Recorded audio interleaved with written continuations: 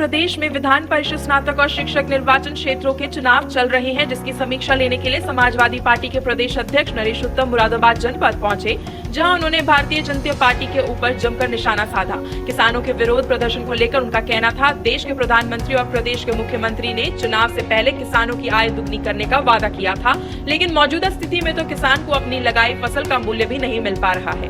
Corona महामारी पर Bharatiya Janata party ने सिर्फ राजनीति ही की है। सरकार ने एक बहुत बड़ा पैकेज घोषित तो किया था, लेकिन अब पैकेज कहीं दिखाई नहीं दे रहा है।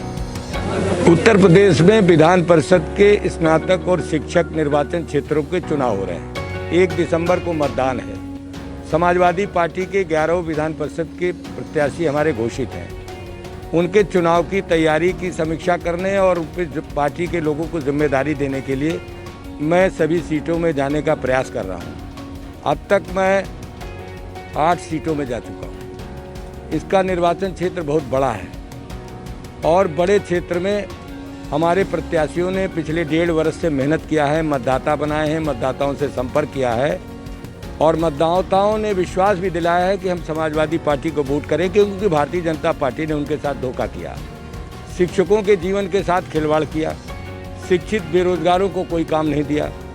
इसलिए इन विधान परिषद के चुनाव में भारतीय जनता पार्टी को हटा करके समाजवादी पार्टी को समर्थन दे रहे हैं।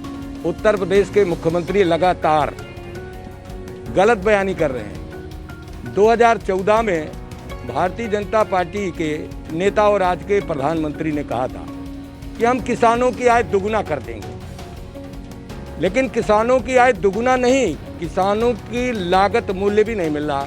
जब किसान को लागत मूल्य नहीं मिल रहा, वो घाटे में जा रहा है, उसके जीवन के साथ खिलवाड़ कर रही सरकार, तो ऐसे में किसानों का क्रोधित होना, गुस्सा होना जायज़ है। और समाजवादी पार्टी का मानना है कि जब तक किसान का भला नहीं होगा तब तक देश का भला नहीं होगा। शिवपाल यादव के सम्मान के बयान को लेकर समाजवादी पार्टी के प्रदेश अध्यक्ष नरेश उत्तम का कहना है, समाजवादी पार्टी में जो राष्ट्रीय अध्यक्ष अखिलेश यादव की नीतियों को मानता है, उसको समाजवादी पार्टी में सम्मान जरूर मिलता है। लव जिहाद पर प्रदेश अध्यक्ष का कहना था, हमारा जिहाद बेरोजगारी से है, बेरोजगारी खत्म होनी चाहिए। हमारा जिहाद महंगाई से है, महंगाई खत्म होनी चाहिए। लेकिन सरकार का ध्यान कानून व्यवस्था को दुरुस्त करने के लिए नहीं है। बीजेपी की ये सरकार सिर्फ जुल्मेबाजी और शिगुफाबाजी कर रही है। सरकार ने इसके अलावा कुछ नहीं किया। देखिए, हमारा जिहाद बेरोजगारी से है। इस प्रदेश में बेरोजगारी बढ़ी है, बेरोजगारी खत्म होना चाहिए। इस देश के अंदर महंगाई बढ़ी है, महंगाई खत्म होनी चाहिए। इस देश के अंदर किसान दुखी है, किसान की माली हालत ठीक होना चाहिए।